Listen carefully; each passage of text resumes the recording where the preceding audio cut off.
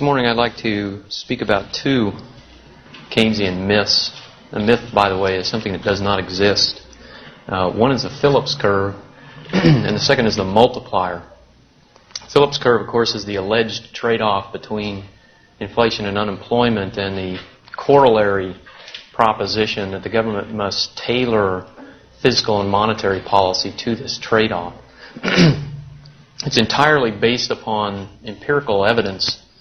A graduate school professor of mine used to enjoy calling the Phillips curve fact in search of a theory. I prefer Professor Rothbard's characterization.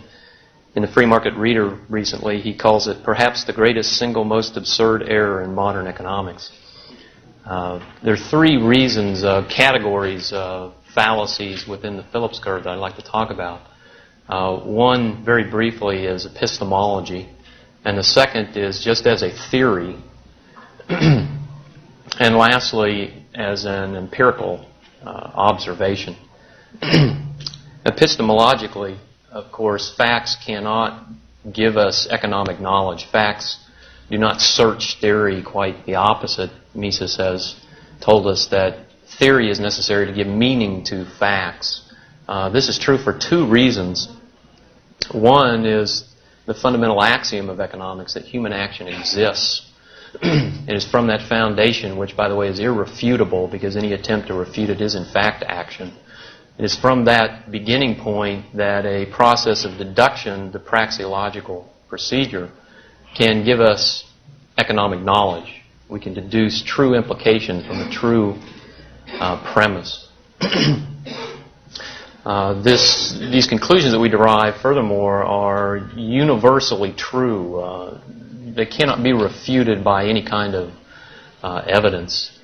Would be attempt to refute it in an empirical fashion would be similar to trying to attempt to refute the proposition that a ball cannot be both red and non-red all over simultaneously by testing that out in different locations, seeing if that were true in Chicago, and whether it were true in 1950 as well as 1989.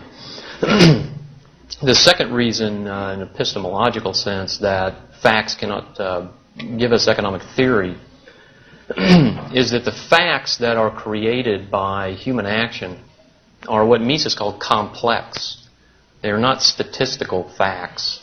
The data that it forms inflation figures and unemployment numbers is formed in a complex, non-statistical fashion, and I'll talk about this in more detail later, but it's unsuitable information for empirical work. In fact, even the positivists recognize the truth in this epistemological procedure of praxeology. They teach in their classes daily